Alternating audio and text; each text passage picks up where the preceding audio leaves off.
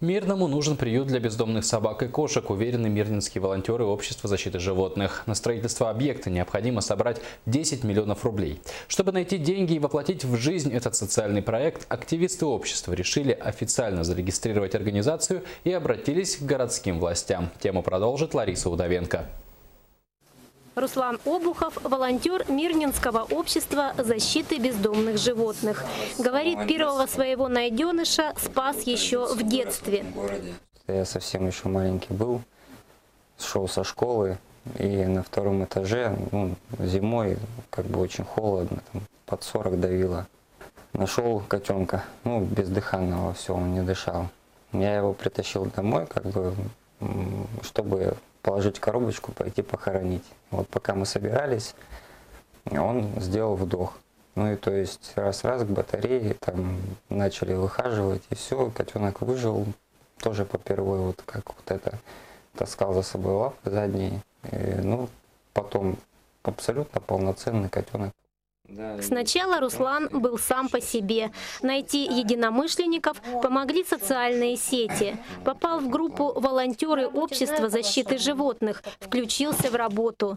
Со временем понял, вместе можно сделать гораздо больше, чем в одиночку.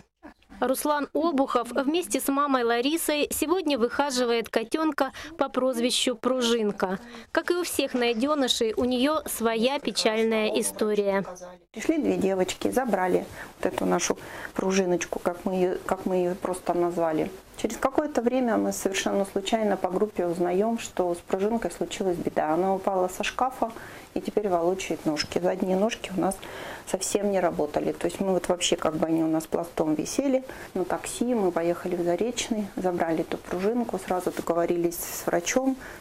Количество брошенных животных в Мирном увеличивается. Только у Руслана Обухова за последние полгода на передержке и лечении побывало около десятка кошек и собак. В Обществе защиты животных решили, что пора выходить из тени, оформлять официальный статус организации.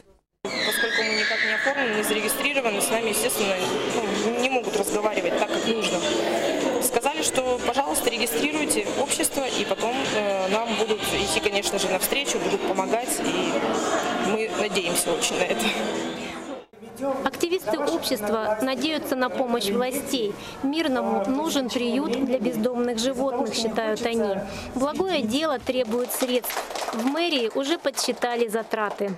Мы подали заявку в республику, предварительный расчет мы сделали, с учетом того, что мы построим на первое время, по-моему, 50 вольеров. Вот, и сумма у нас вышла больше 10 миллионов рублей. То есть это я говорю про разовый порядок. Если все это организовывать на постоянной основе, вы прекрасно понимаете, что достаточно серьезное и затратное мероприятие. Даже с больными лапками Пружинка, оправдывая свое прозвище, шустро передвигается по маленькой квартире. Руслан и Лариса не теряют надежду на ее скорое выздоровление. Любовь творит чудеса.